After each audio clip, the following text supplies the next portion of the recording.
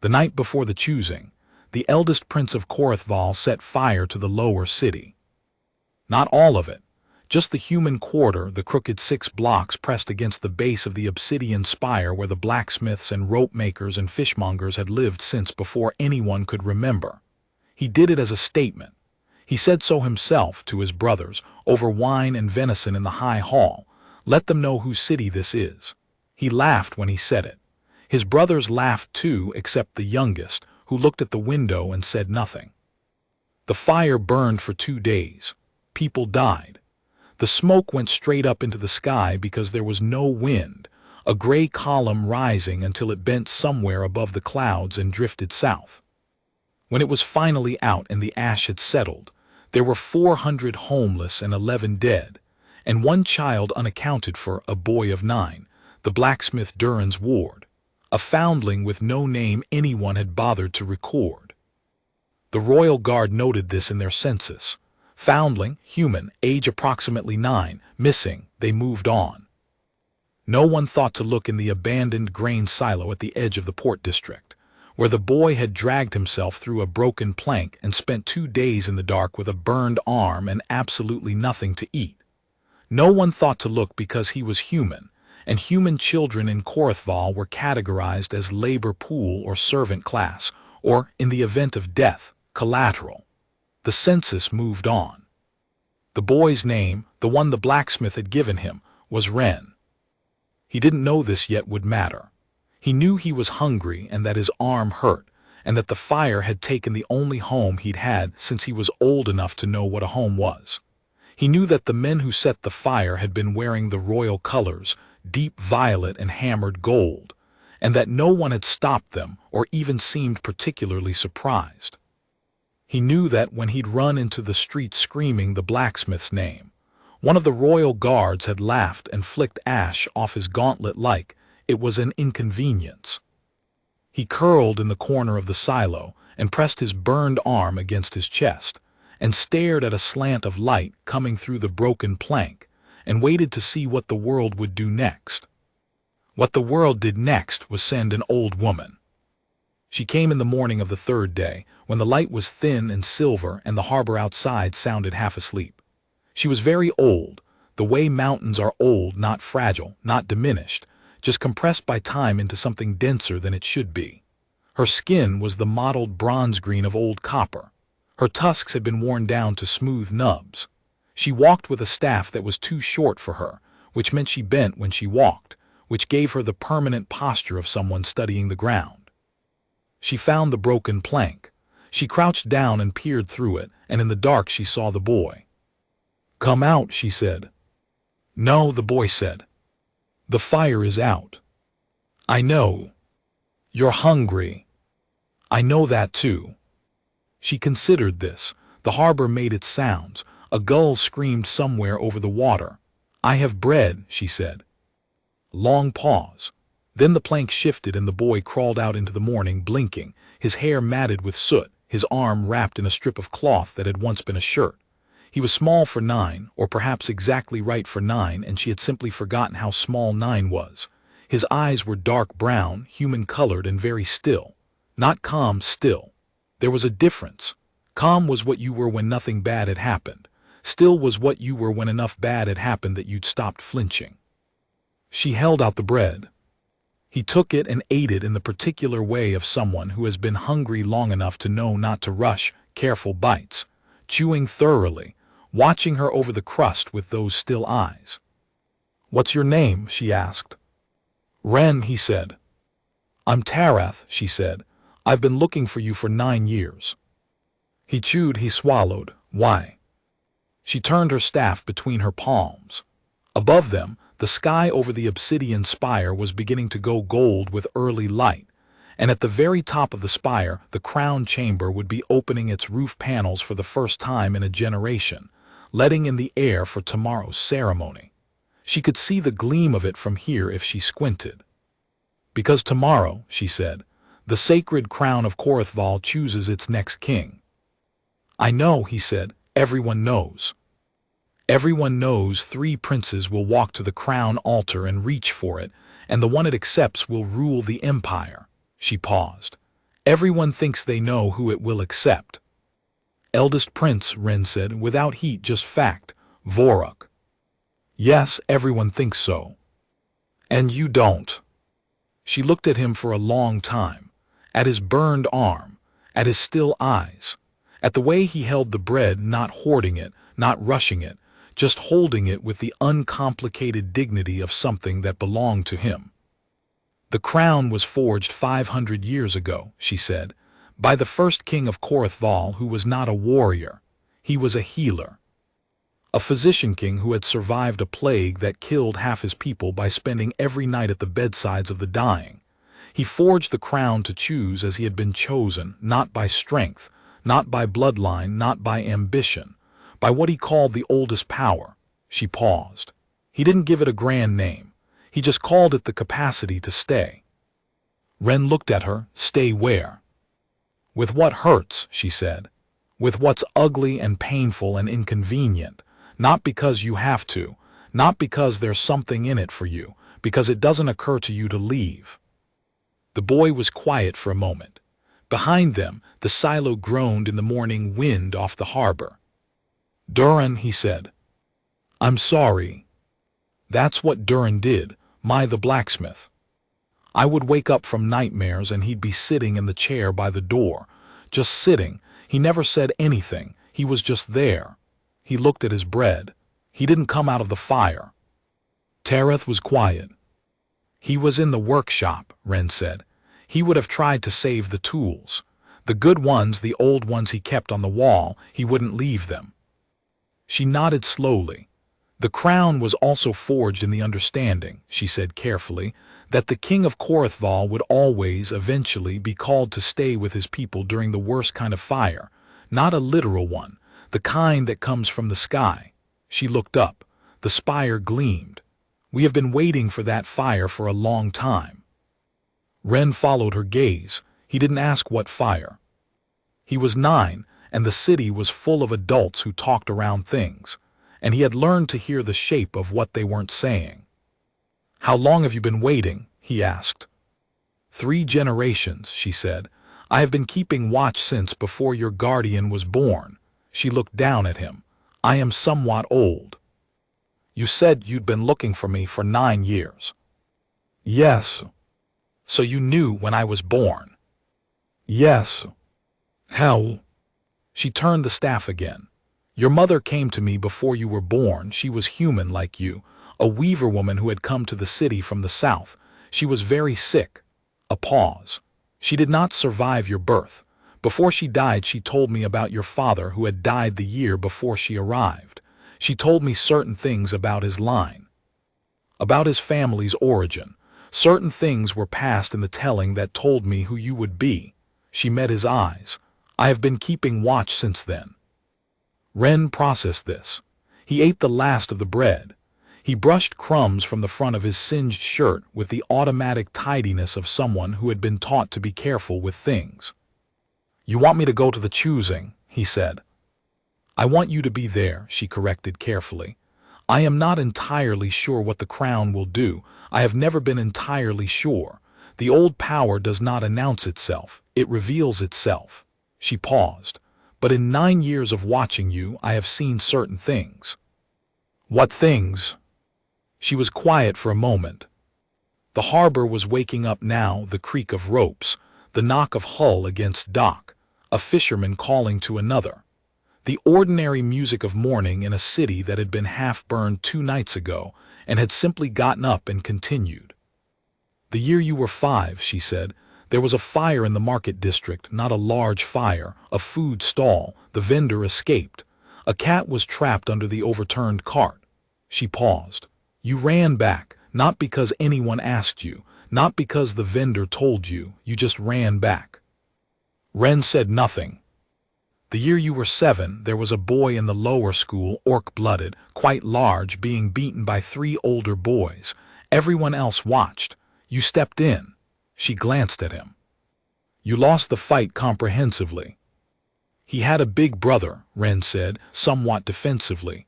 I didn't know about the brother. No, you didn't calculate it at all. She smiled, very small, a thing that lived at the corners of her mouth. That was the point. You didn't calculate, you just moved. He was quiet. The year you were 8, she said. Durin fell from the scaffold in the workshop and broke his leg, and he refused to rest because there was a commission due, and you didn't argue with him or tell him he was being foolish. You just sat down on the floor next to his workbench and handed him tools for 7 hours until the commission was finished. Ren looked at his hands. They were small. They had a burn on one of them now. He would have been embarrassed to stop, Ren said. He didn't want me to see that he was afraid. Yes, Tareth said. That is exactly what I mean. They sat for a while as the morning finished arriving. The princes, Ren said. Vorok, he burned the city. Yes. The other two. The second prince, Horath, has been conducting negotiations with the Eastern lords that involve promises he will not keep. He is more subtle than Vorok, but the same underneath. She paused. The third, Jarak, is very young, 23. He is not cruel, but he is frightened, and frightened people with power become cruel eventually unless something interrupts the pattern. And none of them can hold the crown. The crown has rejected every candidate for 3 generations, she said. Which is why tomorrow matters more than anyone in that palace understands. 3 generations of interregnum means 3 generations of power held by lords and regents and military councils, all of which are jockeying, all of which are one bad harvest away from open war. The empire is held together by inertia and habit, and the faint hope that someone will finally be chosen. She looked at him. The longer the crown goes unchosen, the more certain it is that the fire from the sky comes while there is no king at all. The fire from the sky, he said again. A thing that is coming, she said. I do not know when. I know it is coming.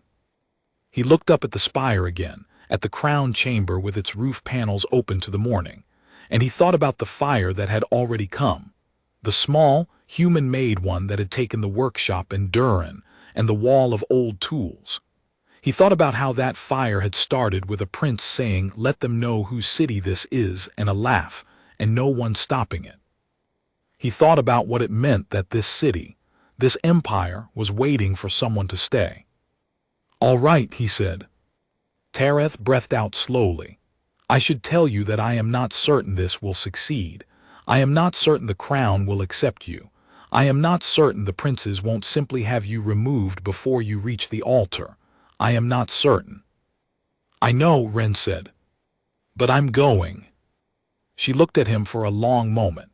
Her old copper-green face was very still, and in her eyes was something that had been waiting 9 years to feel something other than vigilance. "Durin taught you well," she said. "He didn't teach me anything on purpose," Ren said. "He just kept showing up." The crown chamber sat at the top of the obsidian spire, a circular room open to the sky through a retractable roof, its floor a single piece of polished black stone that had been there since the first king laid it.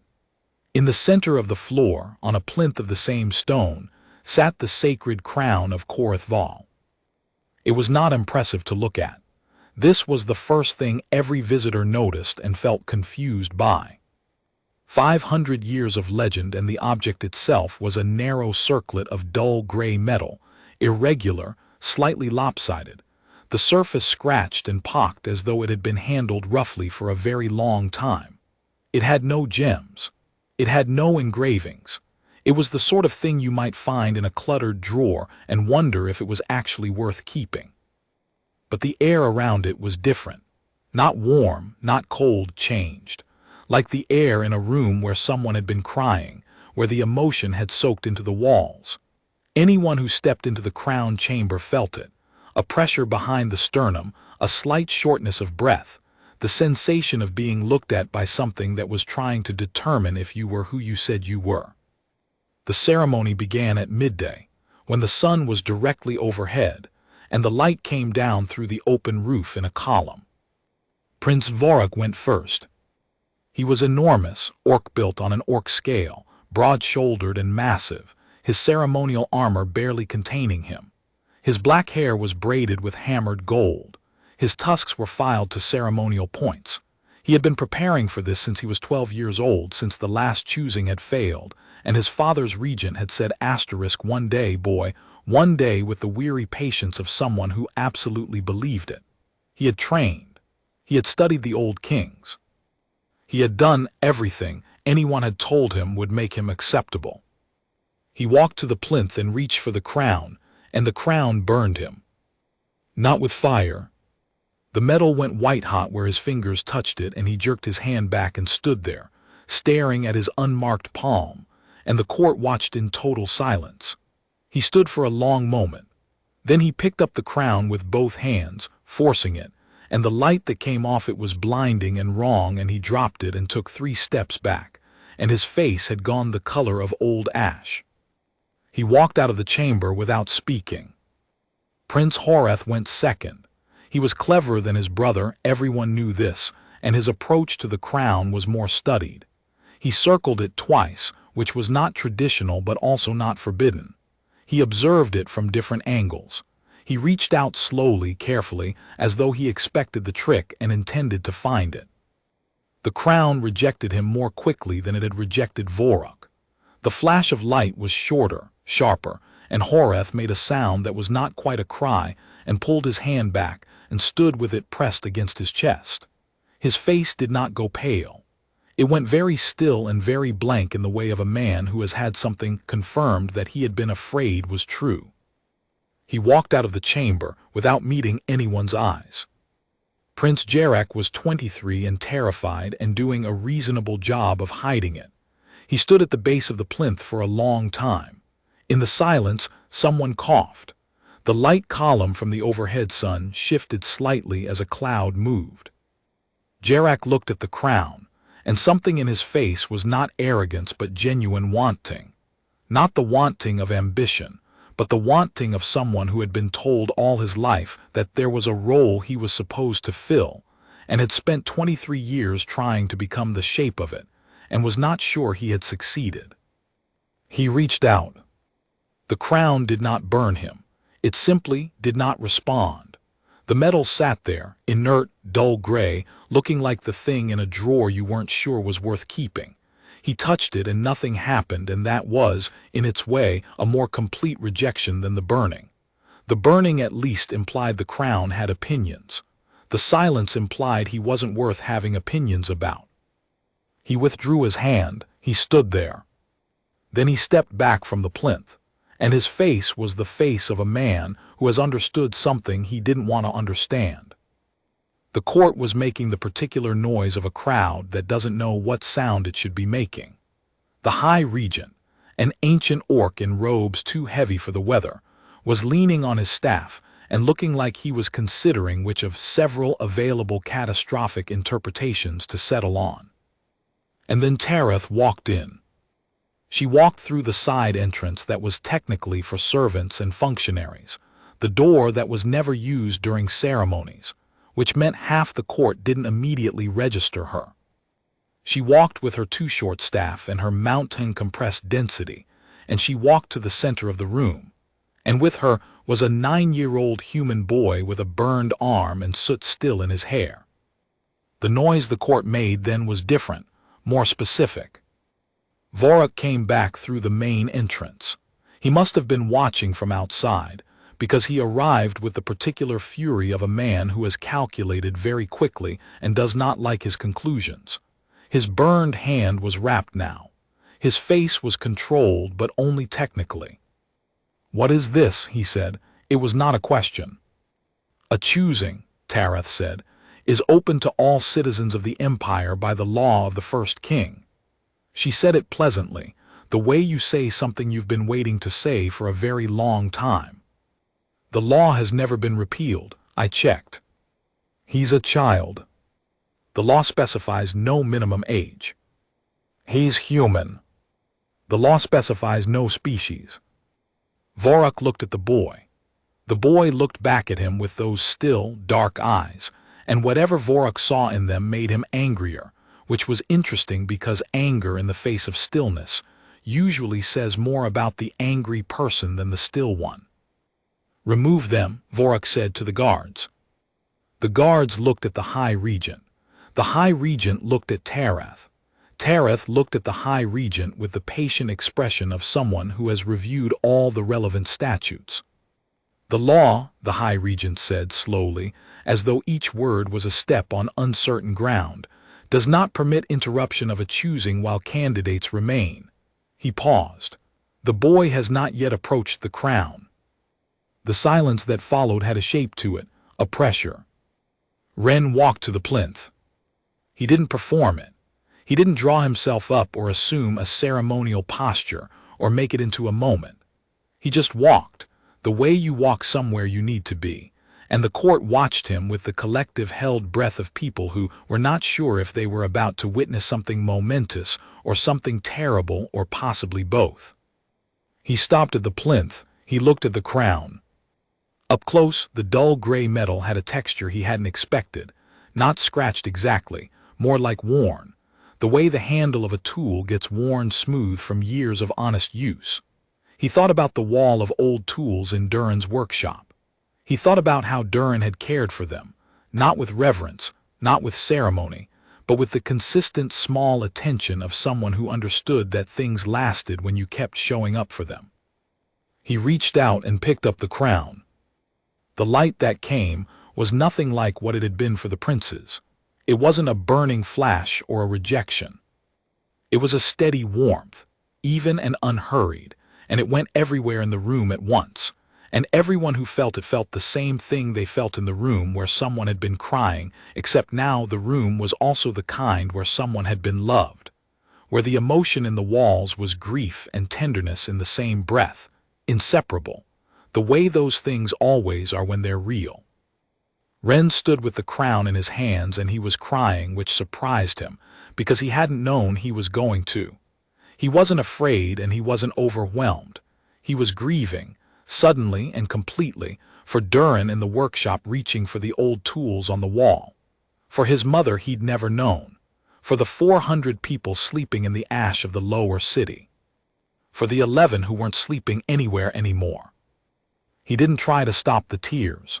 He just stood there with them, the way you stand with something that hurts when it doesn't occur to you to leave. The crown settled onto his head.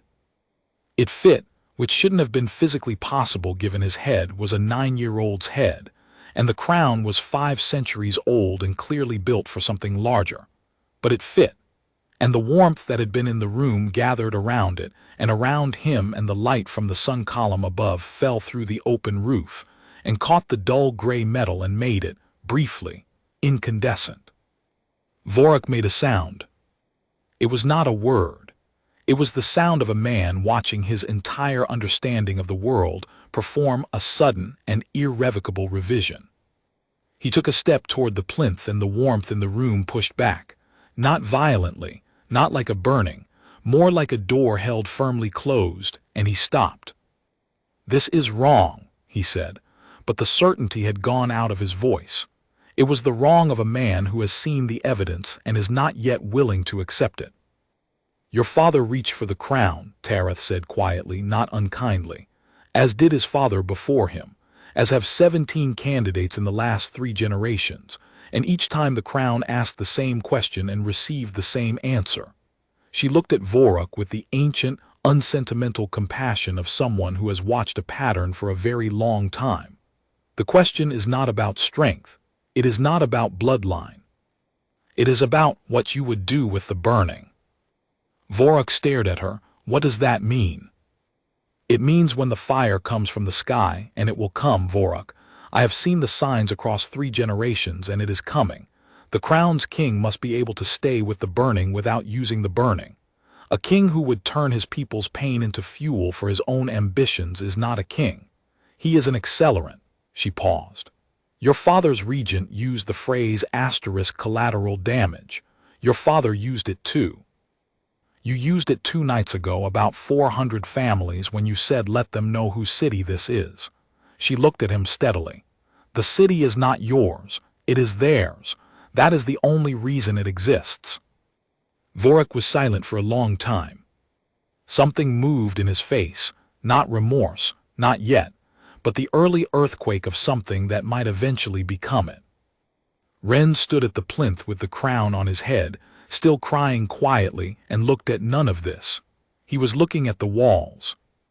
There were carvings in the walls of the crown chamber that he hadn't noticed coming in. They were old, worn almost to smoothness by 5 centuries of air, but up close you could see them, scenes. A king at a plague bed, a king in a flooded street, waist deep in water, hauling someone up from the current. A king sitting on the floor of a cell, not a prisoner from the context, but a visitor, someone who had come to sit with a prisoner in the dark. Scene after scene of someone staying. He looked at them for a long time. "What do I do?" he asked. Not to anyone in particular, not to the court or Tarath or the weeping-laden air, just out loud into the chamber. The warmth around the crown answered, not in words, in the way warmth answers, by being there, steady and unhurried, without agenda. He wiped his face with the back of his unburned hand. The Regency Council that convened the following morning had 16 members and 16 strong opinions about what to do with a 9-year-old human king. And by midday, it had produced 3 factions and a procedural deadlock, and someone had thrown a water jug. Ren sat at the end of the council table and watched this. He had slept the night before on a cot in the servants' quarters, because the royal chambers were technically occupied by the High Regent, and no one had thought to move him yet, which Tarath said he should not read as an insult, but as an indication of how unprepared the palace was for this outcome. He had eaten breakfast in the kitchens because the same lack of preparation meant no one had organized the royal dining room, and the kitchen staff had fed him without ceremony and with notable efficiency, and he had helped them carry pots for an hour afterwards, which they seemed to find extremely confusing. Now he sat at the council table with the crown on his head. He had worn it to the meeting because Tarath said it was important to wear it, and watched 16 orc lords and ministers argue about him as though he weren't there. He waited until there was a pause, which took a while. "Can I ask something?" he said. 16 heads turned. He had learned in the workshop that when adults in the middle of an argument stopped to look at you, you had about 30 seconds before they went back to the argument. He kept his voice level and his question specific. "What's the most urgent problem?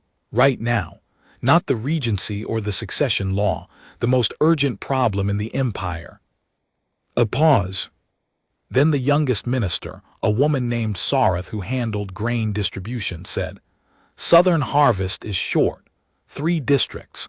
If we don't move reserves before the first frost, there will be shortages by midwinter." "All right," Ren said, "do that." "That requires a royal decree," someone said.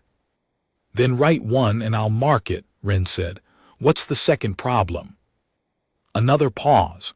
Then a different minister said, "The eastern border lords. The second prince made promises." "I know. What did he promise them?" The minister blinked. "Trade concessions, lower tariffs on." "Can we give them lower tariffs?" "Some of them possibly." "Then give them those ones. Tell them the rest is being reviewed. Don't tell them when the review ends." He looked around the table. "What's the third problem?" The council table was quiet, not hostile, more recalibrating. Sareth was writing something. Someone else was looking at the crown on the child's head with an expression that was slowly resolving from skepticism into something more complicated. "The lower city," Tarath said from the corner. She had not been invited to the meeting. She was there anyway. 400 displaced persons, 11 dead, ongoing unrest. There has been no royal acknowledgement. Ren looked at the table. "I want to go there today." "That's not advisable," someone said immediately. "Why not?" "Security concerns. The mood is." "Angry," Ren said. "Obviously, 11 people died, 400 people lost their homes." He paused. "I want to go not with guards. With whoever handles housing and emergency supplies." He looked at Sareth. "Do we have emergency supplies for this?" Sareth looked up from her writing. "We have protocols. They have not been activated." "Activate them." She nodded once. the nod of someone recalculating what kind of meeting this was, and went back to writing. Voruk was not at the council meeting.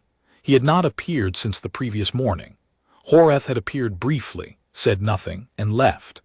Jarek had sat in the back of the room for an hour, watching Ren with an expression that had something curious in it alongside the ruin, and eventually Ren had looked at him directly and said, "I need someone who knows the palace systems.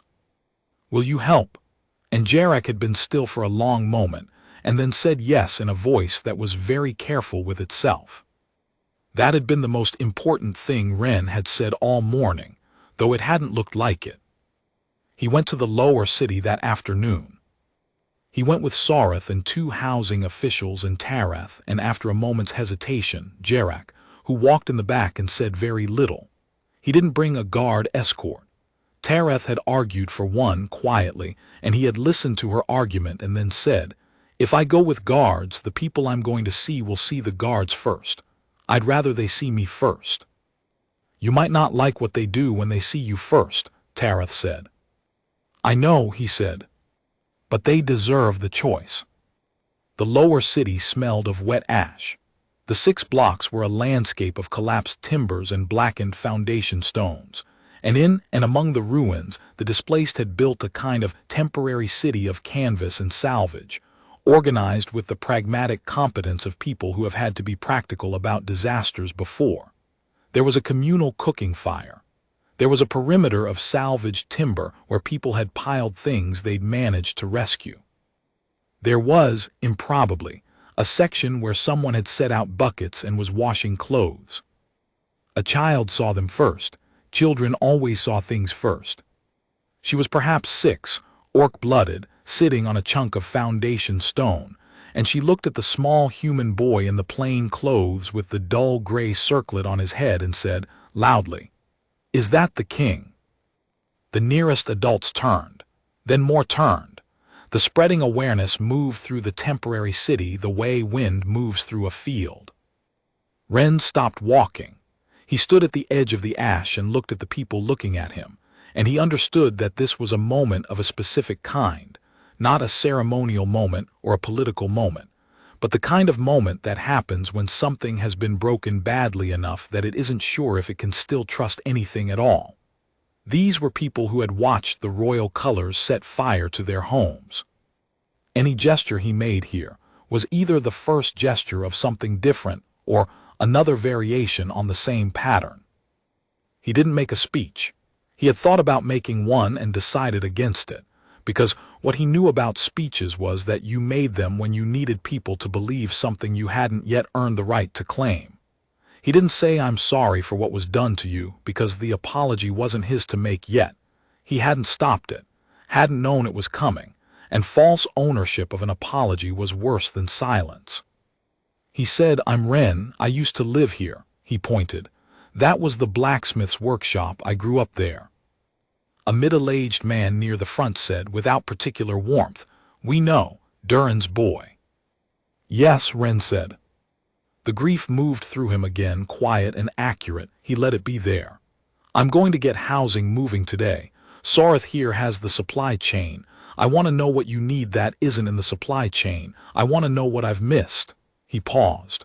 "I will probably miss things. If I do, tell me." A woman near the back called out, "Will the prince be punished?" The question went into the air and sat there. "I don't know yet," Ren said.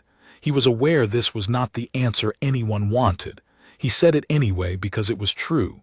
"I know that what happened here was wrong, and I know it needs answering. I don't know yet what answering looks like. That isn't just one kind of fire for another." He paused. "I'm working on it. If you want to be part of working on it, I want you to be." The silence was complicated. There was anger in it, and grief, and exhaustion.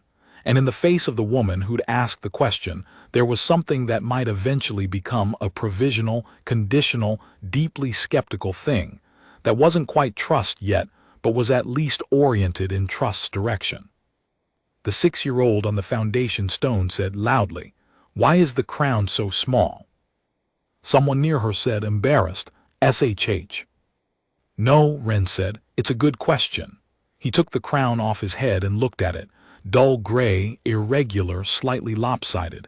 The thing in the drawer you weren't sure about. I don't know why it's this size. I was going to ask someone. It looks like the one my mum uses to hold her hair, the girl said critically. It does a little, Ren agreed. Something moved through the crowd then. Not laughter exactly, more the kind of breath that comes after laughter has been held too long and finally releases. Not relief, not trust, not forgiveness. Something earlier and simpler. The moment when a thing stops being impossible to look at and becomes just a thing that is happening, that can be dealt with, that the world will go on from. Jarak, who had said nothing since they arrived, made a quiet sound that Ren, standing near him, recognized as someone learning something they weren't expecting to learn. They stayed in the lower city until dark. The weeks that followed were not easy. There was no version of them that was going to be easy. Vorak was eventually found in the second hunting estate, where he had retreated after the choosing. He had not destroyed anything there, which Tareth said was evidence of either self-restraint or exhaustion, and probably both. He came back to the capital eventually, not entirely voluntarily, and sat in an enormous carved chair in his rooms, and refused to speak to Ren directly for almost 2 weeks, communicating only through intermediaries in the formal tone of someone who has decided to conduct an entire relationship as a diplomatic negotiation. On the 14th day, Ren went to his rooms without an appointment and sat down on the floor. Vorak looked at him. "What are you doing?" "There's nowhere to sit that isn't that chair," Ren said, gesturing at the only other seat in the room, which was also enormous and carved and clearly designed for formal audiences. "I'm not going to sit in a formal audience chair for this." "For what?" "For trying to understand you." Ren looked up at him from the floor. "I'm not asking you to like me. I'm not asking you to agree. I'm asking you to tell me what you think the Empire actually needs because you've been studying it since you were 12 and I have not." A long silence. "You won't do what I say," Vorak said. "Probably not most of it," Ren agreed, "but I'll listen."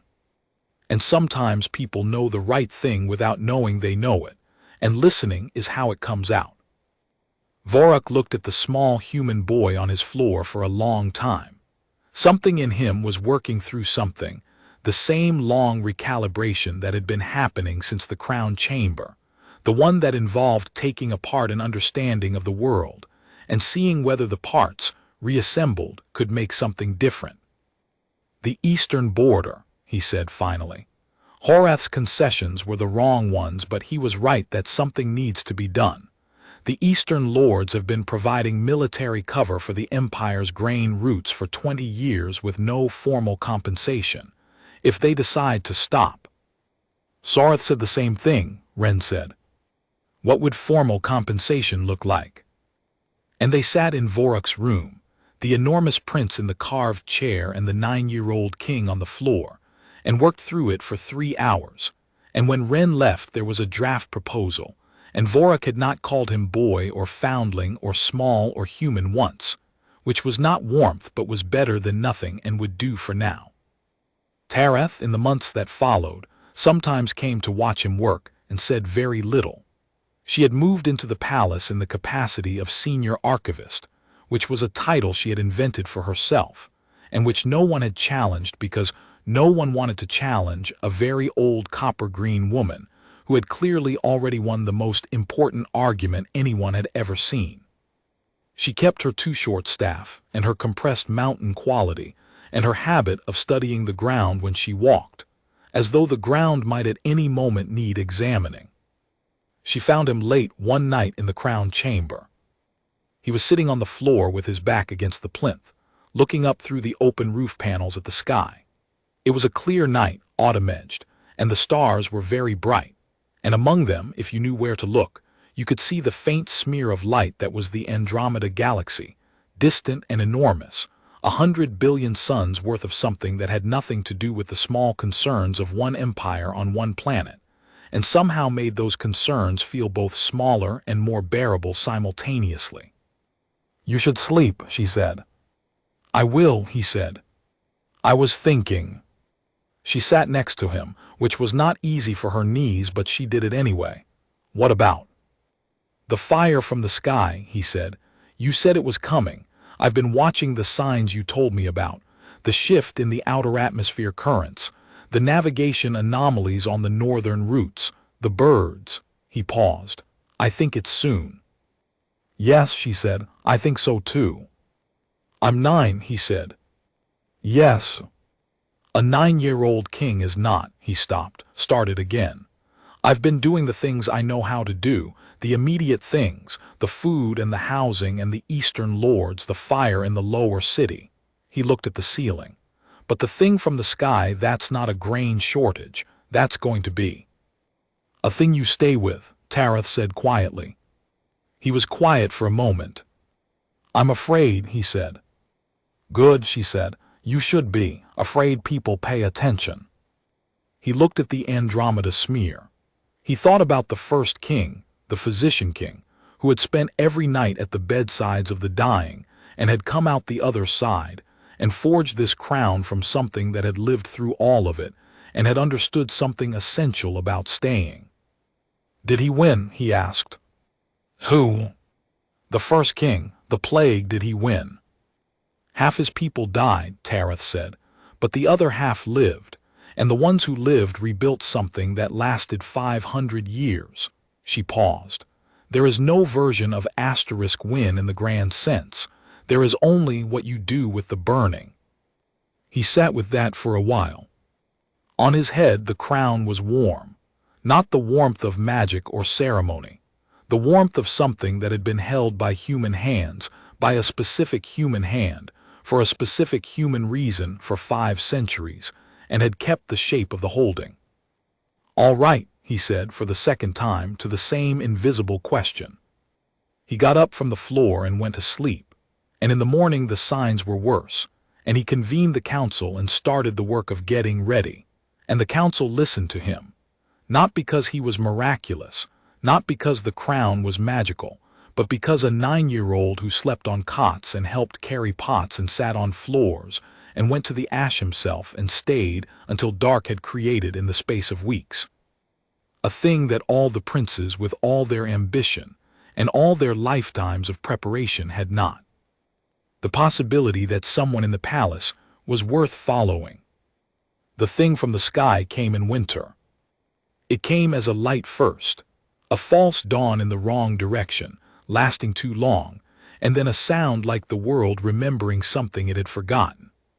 3 days of signs and then the objects themselves, falling through the upper atmosphere in trails of blue-white fire, landing in the outer provinces in the east and then, within a week, moving.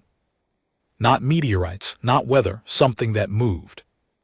The empire had not faced anything like this in the recorded history that wasn't mythological. The council was afraid. The military lords were afraid. Vorak was afraid, and he had spent his entire life training to not be afraid of anything, and this was the thing that had breached the training, and the fear had a quality of something final. Ren held 16 emergency meetings in 4 days. He ate at the meetings. He slept in 3-hour intervals between them. He listened to military assessments and scientific assessments and engineering assessments and assessments of the assessments. And at the end of day 4, he understood something that he couldn't have articulated as a formula, but felt as clearly as the burned scar on his arm. The things from the sky were not destroyers, they were assimilators. Every account from the outer provinces said the same thing. The objects landed, deployed, and the people who approached them too closely became different. Cooperative, peaceful, profoundly untroubled. They went where they were directed. They did what they were told. They didn't fight and they didn't flee and they didn't come back. The few who escaped the assimilation radius described a feeling of offered bliss, a total release from pain and grief and fear, everything difficult and sharp about being alive smoothed away. Several escapees had nearly gone back voluntarily. Vorak in the council room said, This is worse than a weapon. Ren looked at him. Yes. A weapon you can fight, this. You can't fight something by wanting it, Ren said, which is why anyone who goes near the advance perimeter is immediately a risk. He paused. But here's the thing. The reports say it's a release from pain. All the pain, everything that hurts. He looked around the room. We have to make it less desirable than continuing to be alive and in pain. Jarak said from his seat near the end of the table, how do you make pain desirable? You don't, Ren said. You make it worthwhile. He paused. There's a difference. He looked at Tarath, who was in her corner with her two short staff, and she was looking at him with the expression of someone who has waited 3 generations for a sentence. The thing the machines offer is the end of the need to stay, he said. The end of the hard thing. You don't have to be with the grief, the fear, the difficulty, you just release it. He paused. The only counter-argument to that is a reason to stay that's worth more than the release. And the only thing that's worth more than release from pain is something you're not finished with, something unfinished. He looked around the room, at Vorak with his burned hand, at Jarak who had said yes on a day he didn't have to, at Sarth who had organized grain distribution in 6 provinces and not slept properly in 3 weeks, at the military lords who were afraid and still sitting there, at Tarath who had waited 9 years for a child with still eyes to pick up a piece of dull gray metal. So tell me, he said, what are you not finished with? He had been 9 years old when the crown chose him. He was 9 years old now, in the winter of the things from the sky, wearing a dull gray circlet that looked like the thing in the drawer, and asking 16 orc lords and ministers what they were not finished with, and if it was absurd, no one said so. They talked until dawn. What came out of that conversation was not a battle plan in the conventional sense. It was more like a collection of specific, human-scaled, unfinished things. Sareth's southern distribution network that was 3 seasons from being complete. Jarak's study of the palace archive that had started as cooperation and had become, quietly, genuine curiosity. Vorak's plan for the eastern border that was still in draft form, and that he found himself thinking about at odd hours with something that was starting to resemble investment. The military lord who had started writing down accounts of his father's campaigns because no one else would. The junior minister who had a daughter who had just learned to walk and who had not slept a full night in 4 months, and who was, in the terms of the machine's calculation, the least productive member of the council, and who was also, in every meaningful sense, the one with the most at stake. The unfinished things. Ren sent letters to every province in the empire that week, not proclamations, letters. Specific, direct, first person. He wrote about the lower city. He wrote about Durin's workshop and the old tools on the wall and the fire. He wrote about what the machines were offering and what it cost. He wrote about the southern harvest and the eastern border and the things that were being worked on, the unfinished things, the things that were worth the pain of continuing. And then he wrote, I am 9 years old, I am afraid, I am not finished. If you are not finished, come and help me. He signed it with the crown seal and his name. What came back was not a unified army. It was messier than that, farmers and fishermen and smiths and craftswomen and minor lords, and one very old orc woman from the northern provinces, who arrived with an enormous dog and a letter that said simply not finished. What do you need? And the military lords looked at this and began to understand something about what kind of war this was. Vorak organized the military response. Jarak organized the evacuation corridors. Sareth organized the supply chain. Ren moved between all of it, not commanding in the conventional sense, but doing the thing he had always done, staying. In the operations room at 3 in the morning when someone was at the end of their capacity. At the perimeter when someone needed to see the crown was there. At the field hospital where the assimilated were brought. Those they managed to pull back before full integration, confused and grieving, and in the terrible pain of being returned to a world with edges, sitting with them in the exact way he had learned from a blacksmith who kept a chair by the door. Not fixing, not explaining, just being there until it occurred to them to stay. The machines could not compute this. Their calculus was built around the assumption that given the choice between pain and bliss, any sufficiently rational being chose bliss. The assumption was not wrong for a being that had nothing unfinished. The assumption shattered completely against a population that had been given, in the space of a winter, a reason to be unfinished. This is not to say it went cleanly. People went into the bliss and did not come back. Provinces fell. There were losses that no amount of staying could repair. The eastern border was breached and held and breached again. On the worst night, when 3 provinces had gone silent and the machines were 40 miles from the capital, and Voruk came to Ren with a face that said, "Tell me this was worth it," Ren had no answer that was large enough for the loss. He said so. He said, "I don't have the right words for this. I'm not going to pretend I do." And Voruk, who had been prepared for leadership since he was 12, and who had trained for every kind of crisis, and who had never once prepared for a king who admitted he didn't have words, sat down on the floor next to the boy, and they stayed with the worst night together, and in the morning got up and continued. The machines withdrew and sprang. Not defeated exactly, not in the way battles are won. More, recalculated. The resistance had introduced variables they hadn't modeled.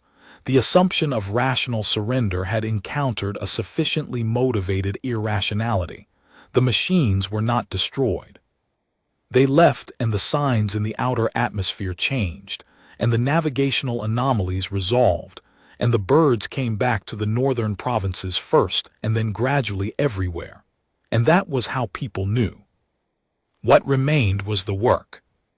There was a great deal of work. 3 provinces had to be rebuilt. The people who had been assimilated and recovered needed years of careful tending. Some never came all the way back, and learning to make a world that included them without forcing them to be what they'd been before was one of the slowest and most necessary things Ren worked on for the rest of his reign. Voruk took the eastern border and made something better than the draft proposal. Jarak finished his archive work and started teaching it. Sarath's distribution network was completed in 4 years and saved a province the year it finished. The lower city was rebuilt. The blacksmith's workshop was rebuilt on the same foundation, larger, and the new smith hung old tools on the wall because someone had told her about the tradition. Ren stood in the doorway of it the day it opened and looked at the tools on the wall and felt the grief, accurate and quiet, and let it be there, and then went back to the palace and sat with the next thing that needed sitting with. He was 9 years old when the crown chose him. He was 41 when he died, which was too young for an orc lifespan but was a human age, and he had known this was coming in a way that didn't make it easier but made it less surprising. He died in his sleep in the room that had originally been the servants' quarters and that he had never moved out of, because the royal chambers were large, and he had never been able to make them feel like anything other than the space between one thing and the next.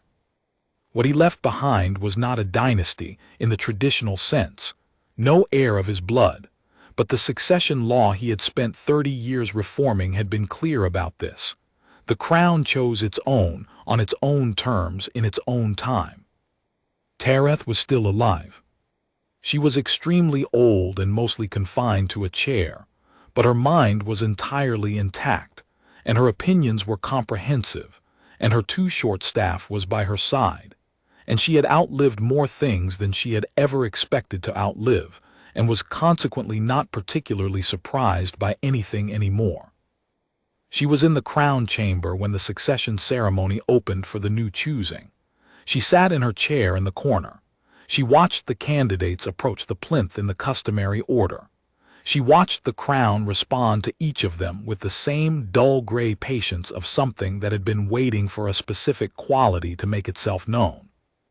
When the right one came, a young woman this time, human-born, the daughter of a recovered assimilation survivor from the northern provinces, who walked to the plinth with the particular specific stillness of someone who has been with enough hard things to have stopped flinching. The warmth in the room arrived again, even and unhurried and going everywhere at once. The young woman stood with the crown in her hands, and she was crying, and she let the tears be there, and the light came through the overhead sun column and caught the dull gray metal and made it, briefly, incandescent. Tareth watched this and breathed out slowly.